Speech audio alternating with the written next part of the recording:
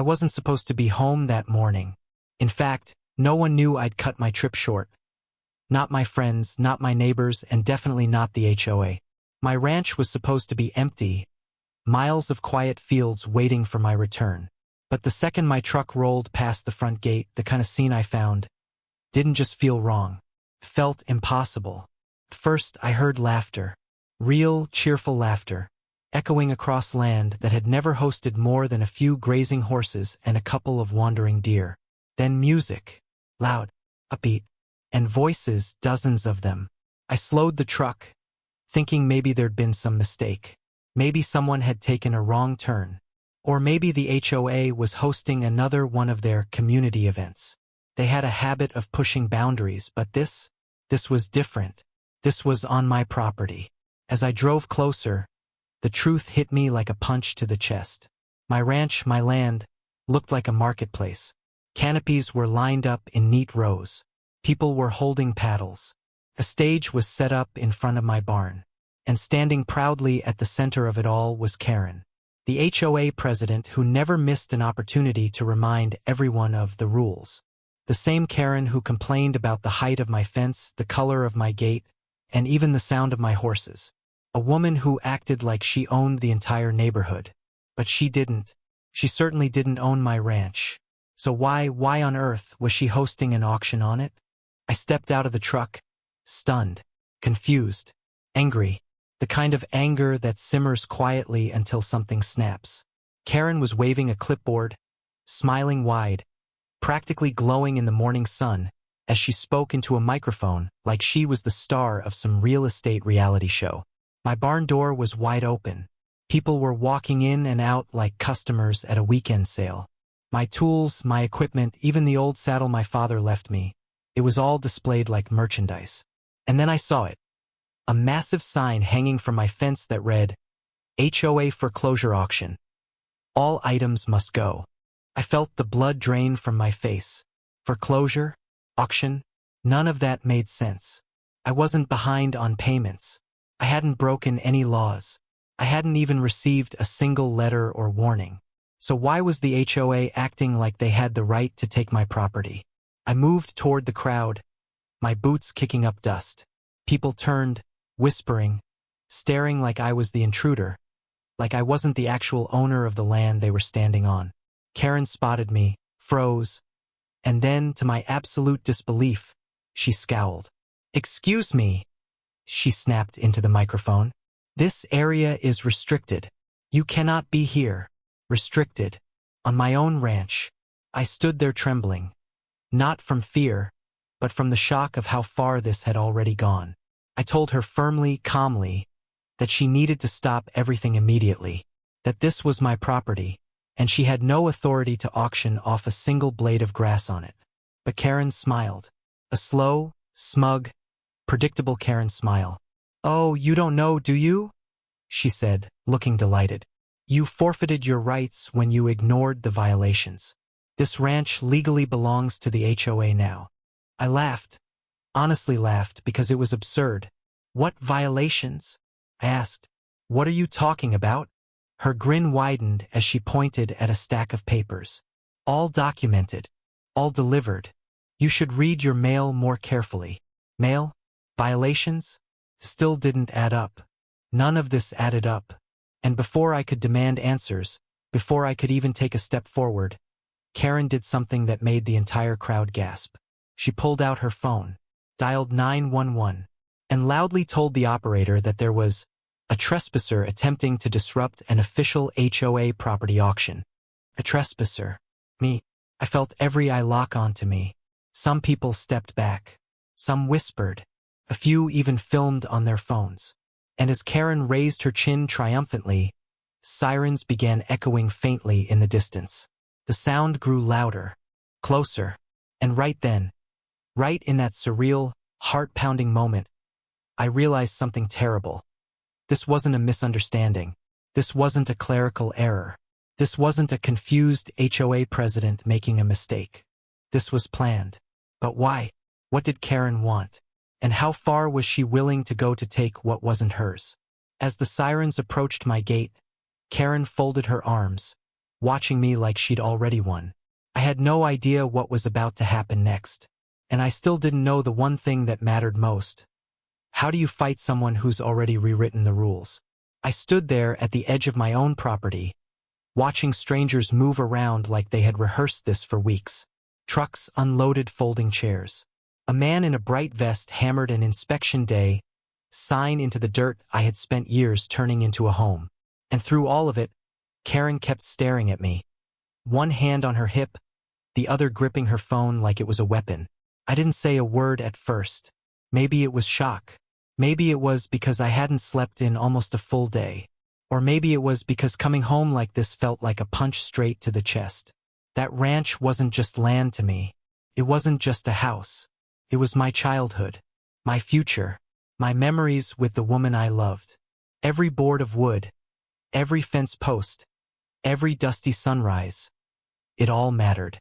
And somehow, in the few days I was gone, someone had convinced themselves they owned it. I took a slow breath, trying to steady myself. The last time I had spoken to Karen before my trip, it had been something small. A silly argument about where I parked my old truck. She'd sent me one of her classic HOA warning letters. Pages of rules, threats, and that sarcastic phrase she loved to underline. Non-compliance will result in action.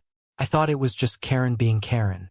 The kind of woman who couldn't go one day without reminding the neighborhood she was in charge of something. But I had no idea she'd take it this far. As I stepped deeper onto my land, the workers stopped. They looked at me the same way people stare at a stranger walking into a restricted area. One of them pointed toward Karen, as if waiting for her permission to keep going. And Karen, she was smiling in a way that made every muscle in my body tighten. "You need to leave," she finally said. Her voice was calm, almost rehearsed. "This property is being processed for public auction." I felt the world tilt for a second. Auction? My ranch. She didn't blink. "You abandoned it. You left it under HOA violations. It's now under community management." That didn't even make sense. You don't abandon your home by taking a short trip, and our ranch was never even fully under HOA authority. The board always tried to stretch their control past the neighborhood lines, but the county had been clear. The ranch was private, off-limits, untouchable. So why did Karen talk like she had some document hidden in her pocket? My mind raced through the past few months. Every strange thing that had happened.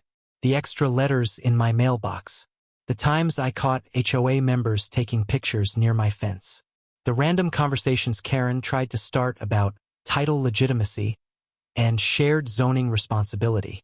I had brushed it off, thinking she was just bored. But now it felt like all of it was part of something slow and intentional. Like she'd been waiting for the perfect moment to strike. I tried to stay calm, but my voice cracked. "Karen, I've lived here since I was 10 years old. My dad handed me the deed himself." She shrugged. "Deeds can expire. Communities evolve." My chest tightened. That wasn't just a lie. That was a threat disguised as policy. While she talked, I noticed something else. 2 men near the barn door. They weren't measuring land or setting up anything. They were guarding, as if there was something inside the barn they didn't want me to see. The realization hit slowly, like cold water dripping down my spine. Maybe this wasn't about violations. Maybe it wasn't even about the HOA. Maybe Karen had found something on my property, something she didn't want anyone else to know. I had the sudden urge to run toward that barn right then and there, to throw open the doors and find out what she was hiding. But before I could move, one of the workers stepped forward and quietly shook his head, like he was warning me without speaking. The sun was sinking. The land was getting darker. And the more I looked around, the more I realized something terrifying. This wasn't just an auction setup. It was a takeover. And for some reason, they were desperate to keep me from discovering why. The wind picked up, lifting dust into the air, and I could feel Karen watching every move I made. Waiting, smirking, confident that whatever she had planned wasn't done yet. The wind pushed harder across the field as if trying to warn me, whispering through the rusted wire of the old fences my father and I had fixed together. Karen wasn't looking at the land like someone enforcing rules. She looked at it like a queen inspecting a kingdom she had already conquered. And the more her eyes moved across my ranch, the more something inside me twisted tight. I needed answers, but every step I tried to take toward the barn had someone blocking the way, always subtly, always pretending it was coincidence. A clipboard here, a ladder there, a worker suddenly needing to check something. It was a silent wall, coordinated without ever being spoken out loud. That's when I noticed the first complication. A black SUV rolled up the dirt road, too polished and expensive to belong to anyone in the HOA. The doors opened, and two sharply dressed men stepped out, wearing the kind of suits that never see dust, never touch real work. They didn't look at me, they looked at Karen. And Karen, she straightened like a student waiting to impress the principal. Whatever this was, it went far beyond Karen's obsession with control. One of the men whispered something to her. I couldn't tell what, but her expression shifted. Not into confidence, not into anger, but into worry. Only for a second. Then she hid it. But I saw it. That flicker was real. And it scared me more than everything else combined. My phone buzzed in my pocket, and for a moment I thought it might be my wife. She was supposed to pick me up at the airport, but her work kept her late. I had left her a message saying I'd just drive home myself. She still hadn't replied. When I checked the screen, it wasn't her. It was my neighbor, Bill. Heard something weird.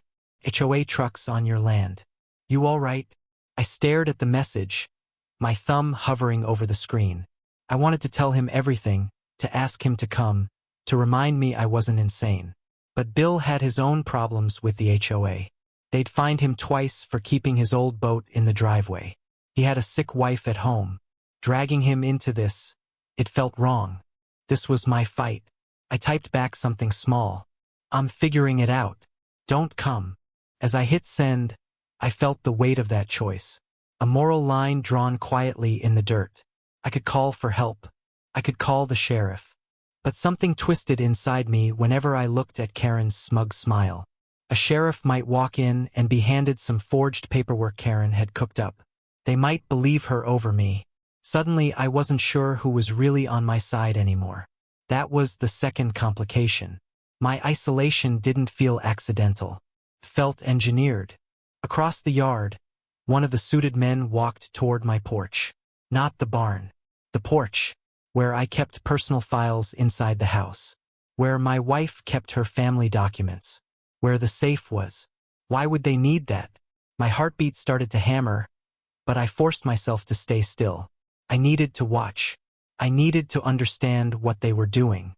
If I acted too soon, if I yelled or attacked or made the wrong move, Karen would use it against me. Aggressive homeowner. Violating protocols. Interfering with a legal process. Every lie sounded believable when Karen said it with her HOA power behind her.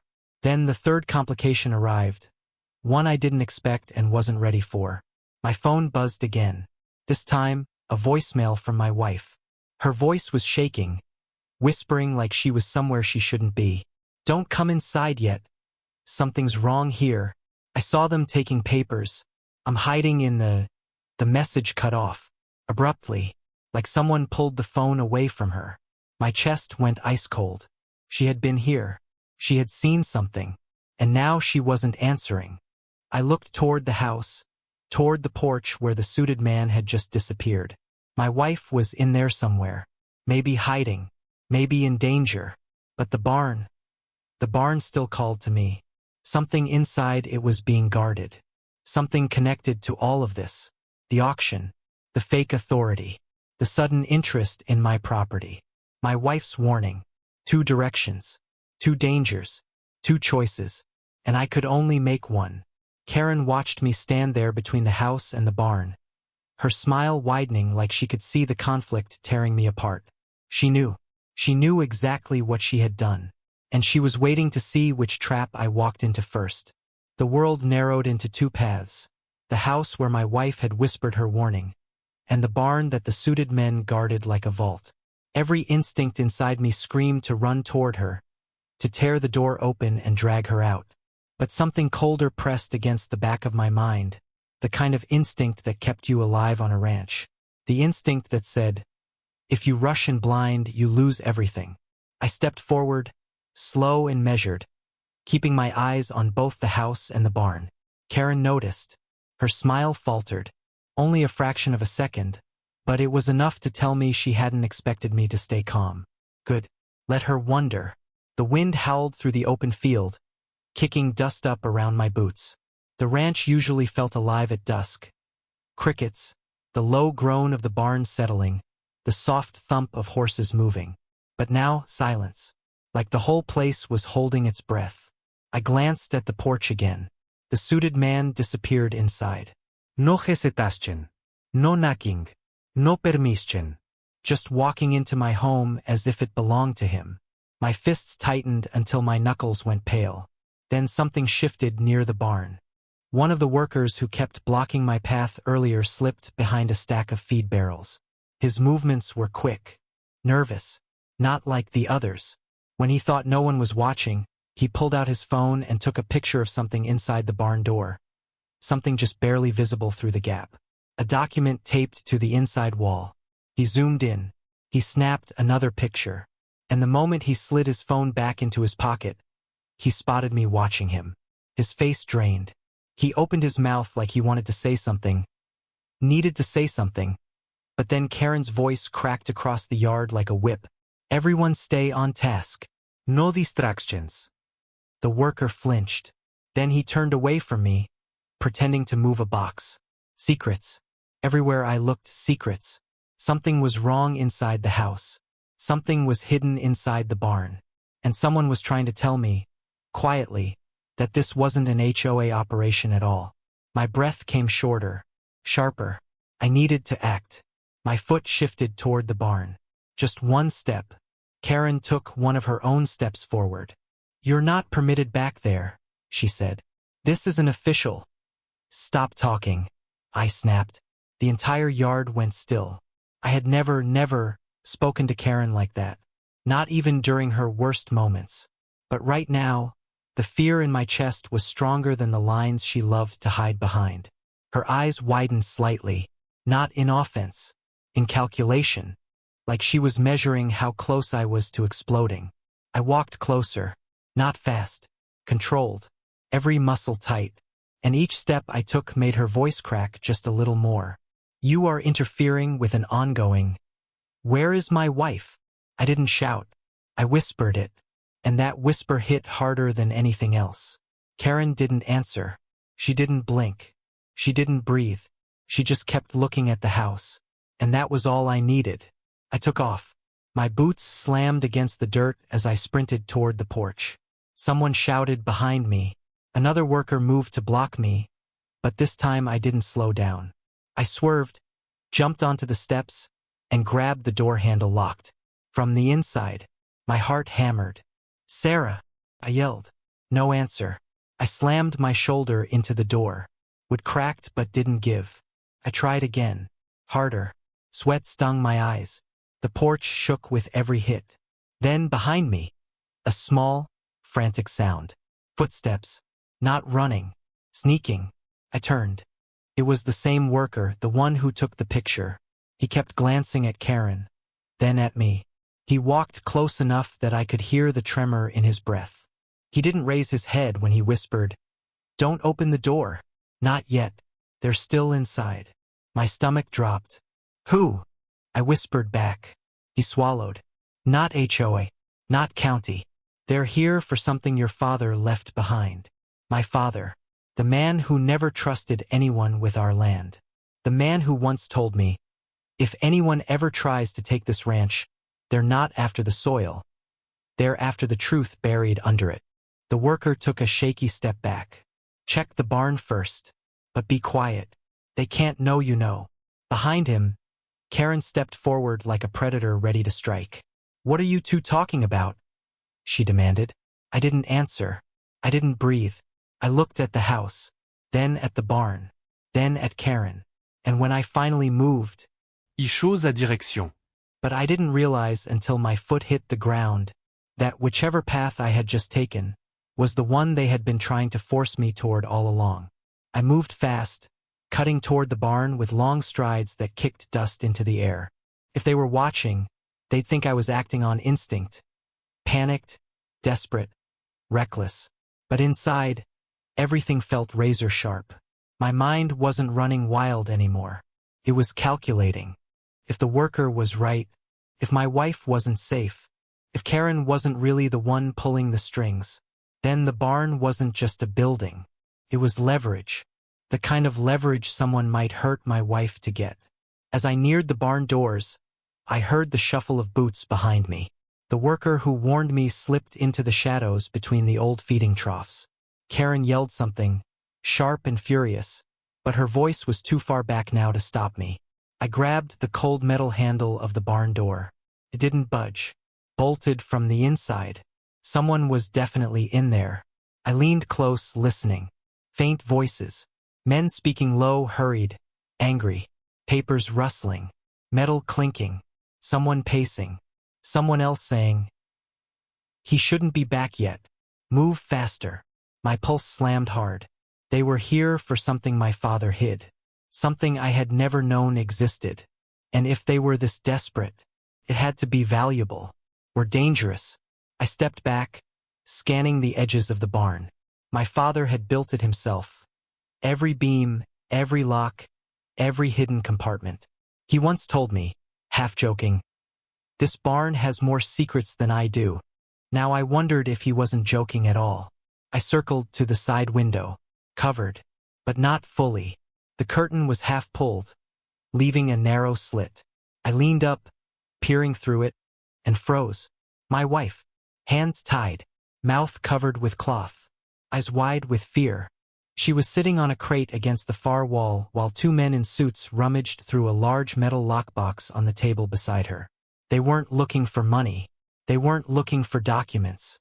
They were looking for something that wasn't inside. "Where is it?" one of them barked. My wife struggled against the rope, shaking her head, screaming beneath the gag. The second man slammed the lockbox to the ground. "Your husband knows. He hid it. We're wasting time." My blood turned ice. They weren't here because of HOA violations. They weren't here because of Karen. They were here because of my father. My father who died 3 years ago. My father who was stubborn, secretive, and fiercely protective of this land. Whatever he hid, he died without telling anyone. A loud crack burst behind me. I spun around. Karen. But not the Karen I expected. Her face twisted. Not smug, not triumphant, but terrified. "You shouldn't have come here," she whispered. For the first time since this nightmare started, she wasn't in control. She wasn't barking orders or throwing rules in my face. She looked like someone who had stepped into something far bigger than she planned. "They used me," she said, trembling. "They said you forged county permits. They said you were illegally expanding your land. They said the board had the right to intervene. I thought it was an HOA dispute. You let them take my wife," I said quietly. "They told me she attacked a board member," she stammered. "I didn't know, until I heard them talking inside. They're not county. They're not legal. They're—" She stopped. A sudden fear flashed across her eyes. Then she whispered a name I hadn't heard since childhood. A name my father once warned me never to repeat. "They're working for the same people your dad fought," she said. "The ones who tried to buy this ranch 20 years ago." My stomach dropped. Not investors. Not developers. Not the HOA. A private group my father once exposed. People who wanted control of hidden mineral rights beneath the ranch. People who disappeared after my father refused to sell. People who were now back. And suddenly everything fit. The fake auction. The forged documents. The pressure. The secrecy. The timing. My trip out of town. My wife alone at home. This wasn't an accident. It was a planned extraction. A man inside the barn shouted, "He's outside. Move now." Karen stepped back, panic taking over. "Run," she whispered. "They won't let you leave if they catch you." But I wasn't leaving. Not without my wife. Not without answers. I looked at the barn door, and then at the window. Inside, the men grabbed my wife and started dragging her toward a side exit I couldn't see. I had seconds. maybe less.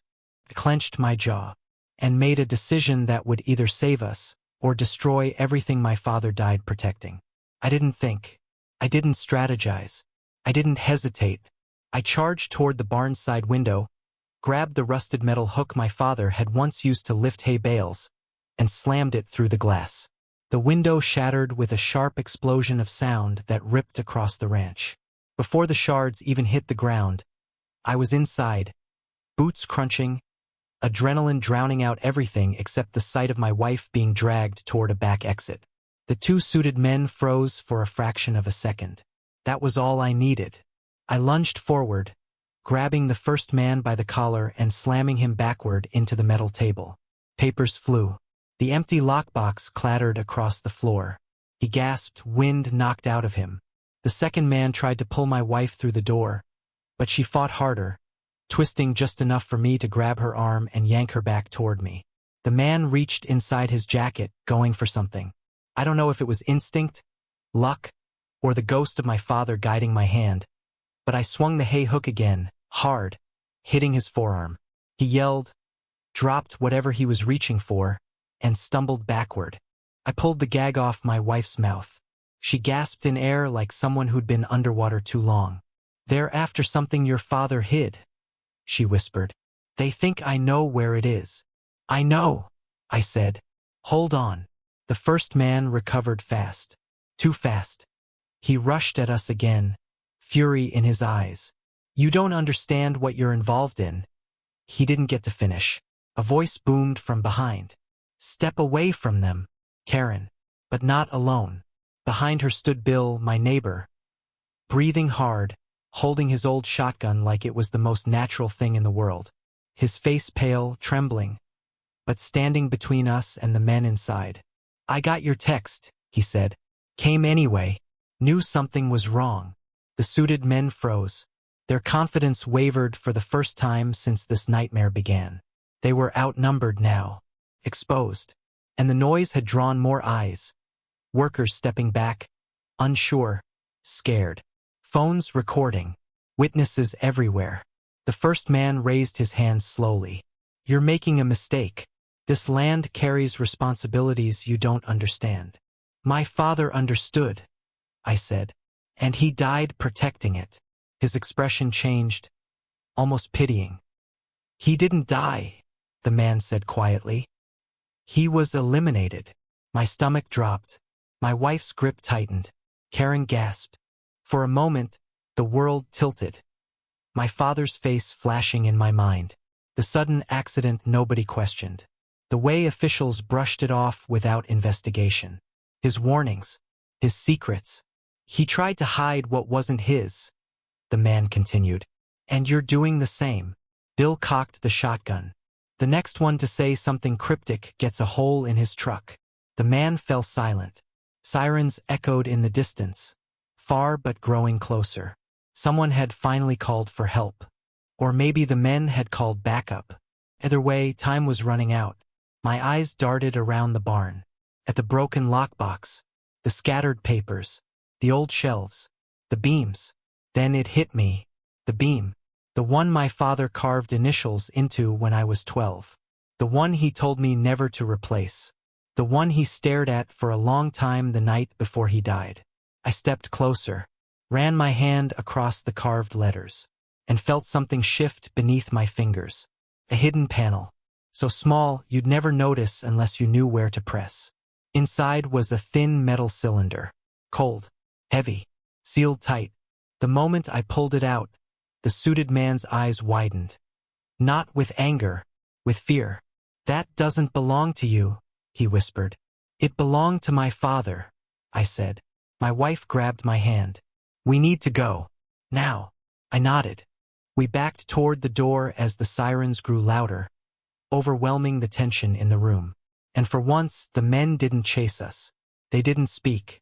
They just stared at the cylinder in my hand, like I had just picked up the one thing they'd been trying to find for 20 years. We stepped outside into flashing lights, neighbors gathering, deputies rushing forward. The men were cuffed. Karen collapsed onto the porch steps, shaking, whispering apologies over and over.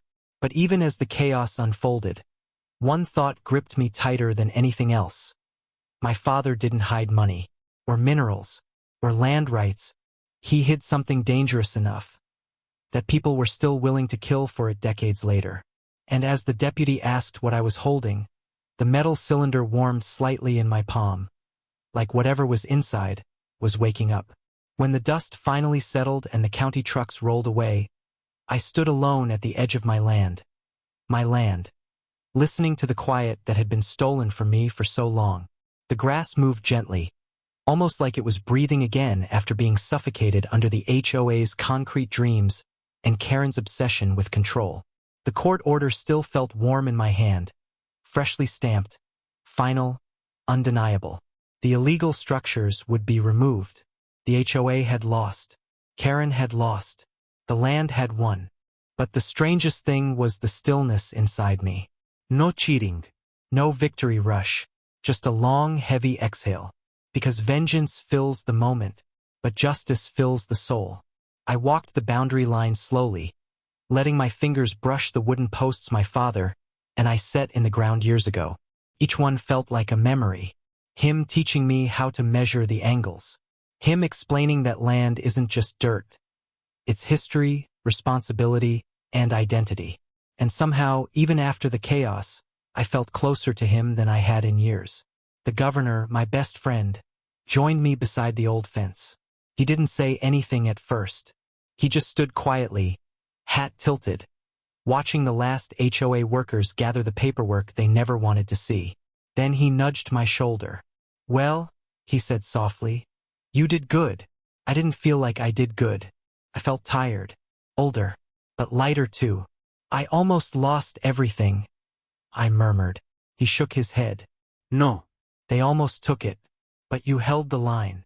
And that was the truth, the real truth, not about the land, not about the parking lot, not about HOA rules or forged documents or backroom deals. It was about holding the line, against intimidation, against lies, against people who think power gives them the right to rewrite your life. As we walked back toward the house, I saw neighbors gathering along the road. People who hadn't spoken up before, who had stayed quiet out of fear, confusion, or exhaustion. Now they waved at me with gratitude. A few apologized. One man said, "You didn't just fight for yourself. You fought for all of us." Maybe, maybe not. But the idea warmed something in me. When I reached the porch, I stopped, because Karen was there. Not yelling, not storming, just sitting on the step like a person who had finally run out of all her storms. Her eyes were smaller somehow. Her voice, when she finally spoke, was barely a whisper. "I didn't think you'd win." I didn't respond. "I didn't think you deserved to win," she added. Still, I said nothing. She swallowed hard. But maybe I was wrong. There was no dramatic apology. No tears. No dramatic collapse. Just a simple admission, a tiny crack in her armor. And honestly, that was enough for me. Not because I needed her guilt, but because conflict changes people. Loss changes people. Truth changes people. She walked away quietly, and for the first time I didn't feel anger when I watched her go. Just a strange sense of closure. Later that evening, when the sun was sinking behind the ridge, I sat on the porch with a cup of coffee. The world felt peaceful again. The land felt honest again. And the story that had started with cheering on the wrong soil finally felt complete. But before night fully settled in, a thought came to me. Unexpected, sharp, almost humorous. All of this had begun because someone tried to claim what they didn't own. And it ended because I finally remembered what I owned. My land, my voice, my story. The governor joined me again, leaning against the railing. "So," he asked, "what now?" I smiled slowly. Now I rest, and then I rebuild." He nodded. "Rebuild what?" I looked out across the fields, free, open, mine again. Everything they tried to take. And for the first time in months, I felt calm, proud, whole. Because sometimes the greatest victory isn't what you win, it's what you refuse to lose. Final quote/lesson. Stand your ground, not in anger, but in truth. Because truth, once spoken, becomes a wall no one can move. Powerful call to action. If this story moved you, don't forget to like, comment your thoughts, and subscribe. Your support helps bring real stories, real justice, and real voices to life.